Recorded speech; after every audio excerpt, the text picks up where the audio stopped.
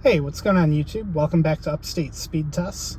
It's a really beautiful day here in the Southern Tier, and I have pulled into this Toyota dealership to show you guys an interesting setup here. So this cell site that's kind of between the tree branches here has 4 sectors, one facing us, one facing north, one facing west, and then a 4th sector facing south. Now, the site's a little outdated now. It was built in 2015. It was desperately needed for capacity. Verizon used to only be up on this macro up on the hill here. And before they added this site, the sector that faced down into the valley on that tower was constantly overloaded. Like middle of the day, you'd be lucky to get, I don't know, 5 to 10 down on a good day. So what they did was on the macro, they took the panel that faced down into the valley and turned it more to the east. Then they added this, and they did that after they added this site. So now effectively what you have is a 4-sector site serving the valley and the macro serving the housing developments up on the hill more exclusively than before. And the result was a much higher capacity site. So now that I've given you the history, let me open my phone, first of all, and we'll start out the test with Verizon. Now, like I said, this site is a little bit outdated now. It was built around 2015, and that's surprising. Usually you can get at least 100 down off this. Now, granted, if you look very closely, the sector is kind of facing a little bit to my left, a little bit further away from us, so maybe that has something to do with it. Let me power cycle the modem because I don't believe those results.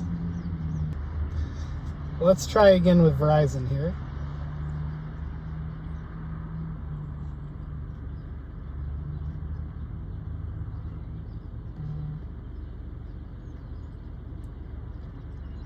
Alright, so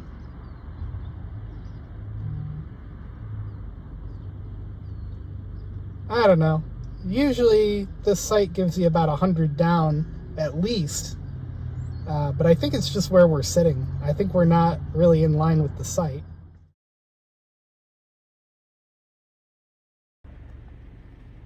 Alright, so just to prove that this site isn't terrible and usually puts out good results, we're on the northern facing sector of the site right now.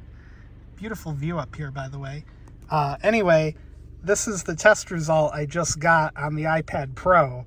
So I don't know what's going on with the iPhone modem, but it just didn't want to. Maybe it's connecting to a different combination of cellular bands, but the iPad's killing it on this sector. And this is even using the older X55 modem. So, you know, for what it's worth, the iPhone with a 2 or 3 generation newer modem should be able to pull these speeds. Even running dual SIM, I mean, that doesn't really impact the performance anymore from my own personal testing. But yeah, so these are the speeds you typically get from this site. And I can't wait till they modernize it with C-band because, you know, being this close to the site with line of sight, it's going to rival T-Mobile, who only has a site up on the macro on the hill that I showed you earlier. So that'll be really exciting to see. And I will switch over to T-Mobile. The T-Mobile site is directly behind us, but you can't see it where we're sitting. The T-Mobile site I've tested for you guys before in a previous video. I'll put a link in the right corner if I remember. And yeah, let me switch to T-Mobile.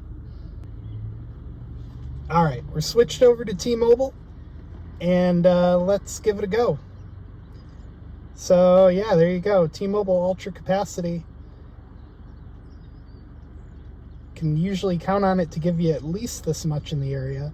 And again, these results are pretty good. The site is not, it's directly behind us, but there's a big old building in the way. So these are still pretty good. Nothing I would complain about, that's for sure. Loaded ping times look a little iffy right on this test. 8 millisecond jitter, not bad.